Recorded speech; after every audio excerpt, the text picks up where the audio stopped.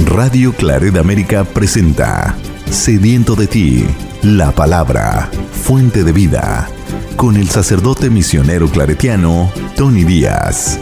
Reflexiones diarias del Evangelio. Aquí iniciamos.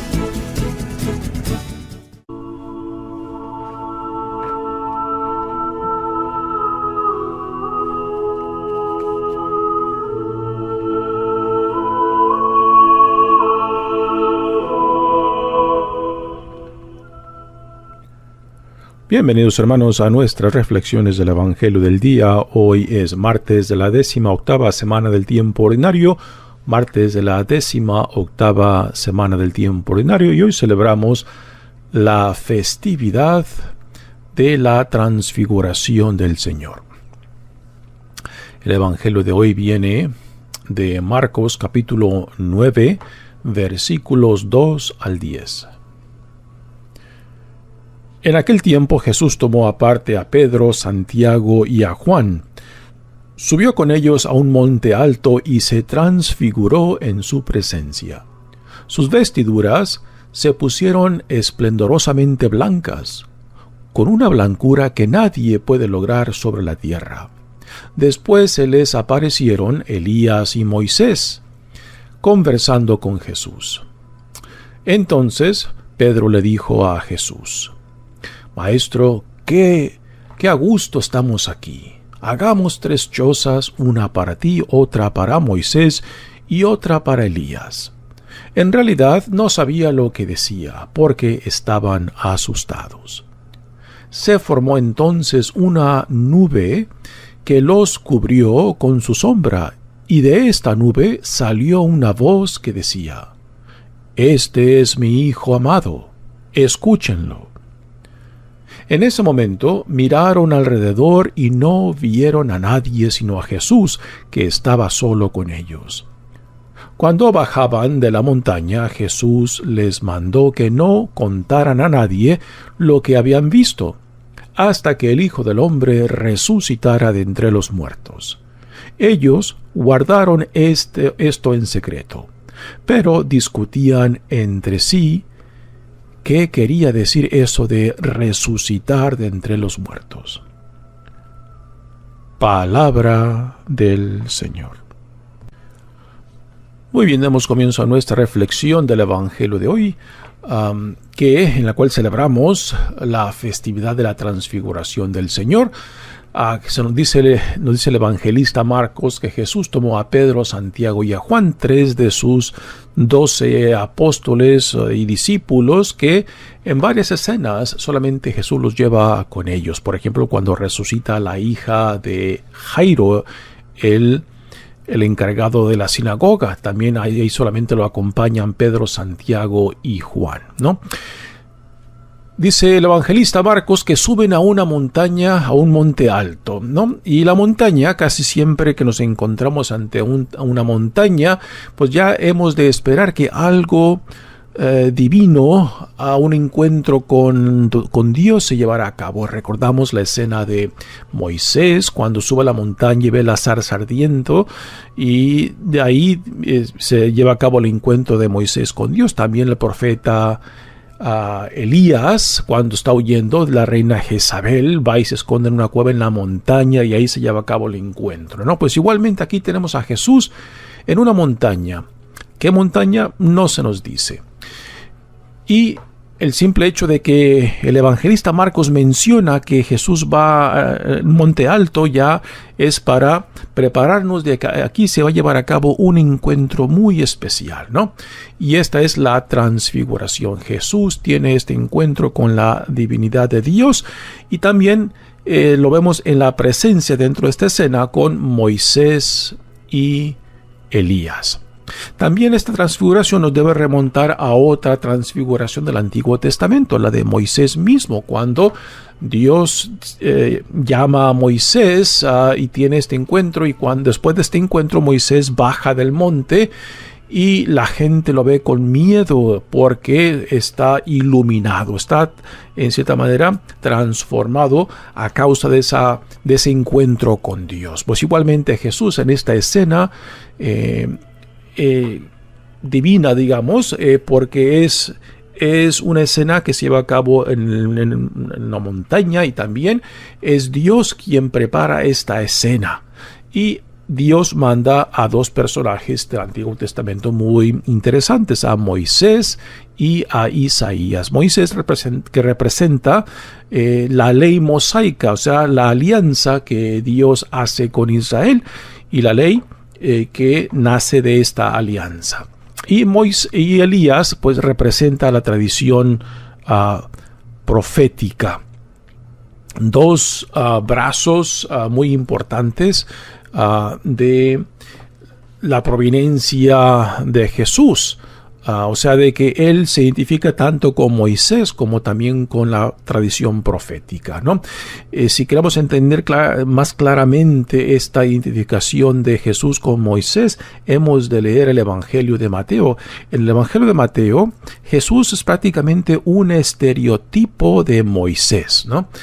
Así que aquí esta presencia tanto de Moisés como Elías nos recuerda que Jesús está siendo preparado para un segundo éxodo. Moisés es el personaje central del primer éxodo, cuando Dios saca a su pueblo esclavizado en Egipto, ¿no? Y ahora Jesús está preparando para su salida, y la palabra que en griego se utiliza para hablar de su salida es la palabra éxodo, ¿no? Y es en un segundo éxodo, una segunda Pascua que Dios en Jesucristo nos da, digamos, una nueva alianza. Este es el tema que la carta a los Hebreos desarrolla claramente. ¿Y qué es lo que están haciendo Moisés y Elías en esta escena con Jesús? En cierta manera lo están preparando para lo que ya Jesús ve venir, su pasión, muerte y resurrección, ¿no? Y tanto Moisés, el personaje central del primer éxodo, pues quizás viene también para prepararlo, y Elías, como el representante de la tradición mosaica. Recordamos que Elías no muere, Elías es llevado al cielo en una carreta en fuego, ¿no? Y según dice en la tradición, que el Mesías regresará cuando el profeta Elías regrese para preparar esta venida del Mesías, ¿no? Y para Jesús, pues Juan el Bautista es la encarnación del profeta Elías. Esto lo encontramos claramente definido particularmente en el Evangelio de Mateo, ¿no? Pero también en los otros evangelios de Marcos y Lucas particularmente hay una referencia muy directa al papel de Juan el Bautista, ¿no? Pero es Mateo quien claramente dice, él pone estas palabras en el labio de Jesús, y si quieren, Juan el Bautista es Elías, ¿no? Así que a Jesús lo están preparando para lo que ya viene al encuentro de Jesús, la pasión, muerte y resurrección. Y los discípulos de Jesús se encuentran en medio de esta escena, cautivados, atemorizados, con miedo, y no saben cómo entender esta escena, y esto lo hemos reflejado en las palabras de Pedro. En medio de esta escena de la nube que los cubre, la voz que sale de la nube, y Pedro que le dice a Jesús: Maestro, qué a gusto estamos aquí. Hagamos 3 chozas, una para ti, otra para Moisés y otra para Elías. Y aquí viene el comentario ahora. Dice, en realidad no sabía lo que decía porque estaban asustados. Y ahora viene la voz que sale de entre las nubes y les dice: se formó entonces una nube que los cubrió con su sombra, y de esta nube salió una voz que decía: este es mi Hijo amado, escúchenlo. ¿Para bien de quién es esto? Para los discípulos, ¿no? Jesús claramente está al tanto de su identidad como el Hijo amado de Dios, que es lo que se nos dice en su bautismo, ¿no? Pero esta voz que sale de la nube es para los discípulos, obviamente. Si en ese momento miraron alrededor y no vieron a nadie sino a Jesús, que estaba solo con ellos. Regresemos un poco a lo que Pedro dice. Le dice a Jesús: Maestro, qué a gusto estamos aquí. Hagamos 3 chozas para ti, una para ti, otra para Moisés y otra para Elías, ¿no? Y esta es la tentación nuestra cuando tenemos alguna experiencia religiosa, algún encuentro con Dios, ¿no? Algún encuentro que nos confirma nuestra fe, nuestra relación con nuestro Dios.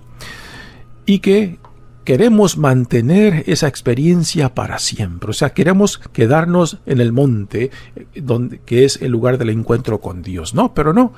La vida nuestra, la mayoría de nuestra vida se vive en el valle. El valle que es, podemos decir, el valle de dificultades, el valle de tentaciones, el valle de sufrimientos, ¿no? El valle de lágrimas, podemos decir también. Y es ahí donde somos llamados a dar testimonio de esa experiencia que nos marca y después que nos manda, ¿no? Toda experiencia de Dios y con Dios lleva un propósito de hacernos instrumentos, de hacernos mensajeros, de hacernos testigos del Dios que ha venido a nosotros para salvarnos de nosotros mismos. Así que esta experiencia de Pedro, pues no es para que se quieran quedar en ese ambiente donde se sientan tan a gustos, porque allá en el valle, allá están difíciles las cosas, está la persecución, están las contradicciones, están todo aquello que nos causa dolor, sufrimiento, pero es precisamente ahí a donde nos llama el Señor. Y Pedro quiere quedarse arriba, ¿no?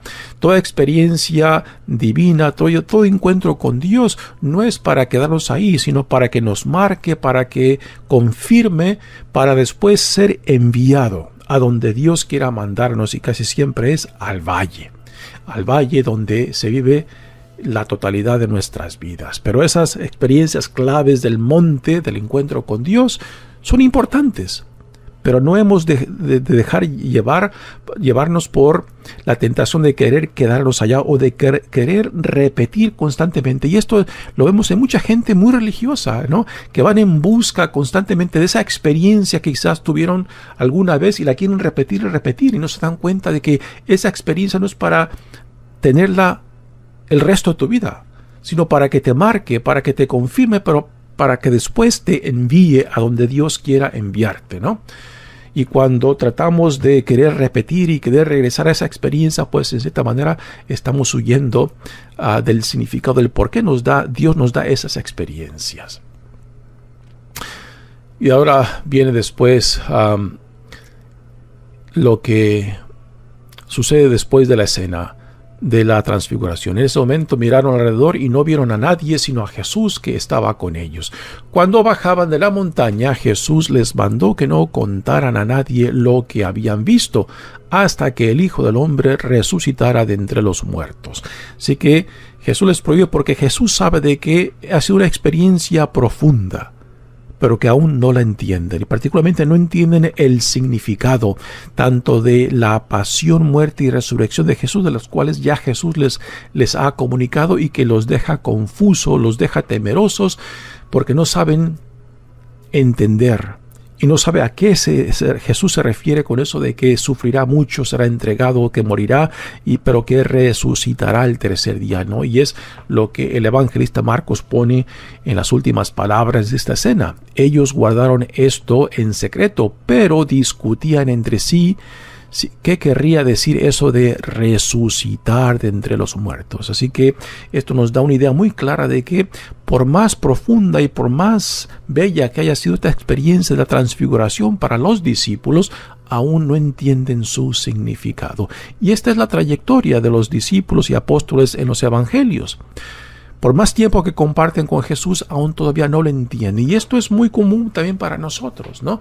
De que a veces podemos tener experiencias muy profundas, pero el significado, las consecuencias de eso que viene, que Dios nos da por medio de esas experiencias, se va a ir destilando en el tiempo y el espacio, para que nosotros vayamos asimilando esa experiencia, porque todo lo que viene de Dios nunca es simplemente para nosotros. Es para nosotros y para que por medio de nosotros otros también lleguen a conocer a Dios, y al conocerlo amarlo, y al amarlo servirlo, ¿no?